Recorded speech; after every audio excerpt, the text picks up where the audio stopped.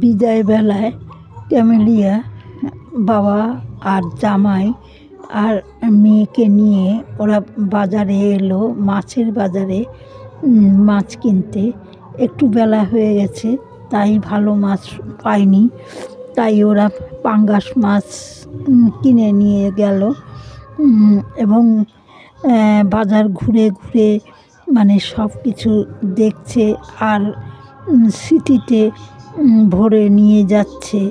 তাই এখানকার সব কিছু তা ওখানে তো লন্ডনে তো এরকম তাজা মাছের গন্ধ পাবে না, সেই প্যাকেট করা জিনিস, তার অন্যরকম ভাব স্বাদ সব কিছু। এখানে একবারে স্বতঃস্ফূর্তভাবে যে জিনিসগুলো চোখের সামনে থাকে দেখা যায়, কিন্তু লন্ডনে গেলে সেগুলো কিছুই দেখতে পাবে না। সব প্যাকিং করে সব রেখে দেয়া, যেটা খুশি নাও, এরকমভাবে জীবন।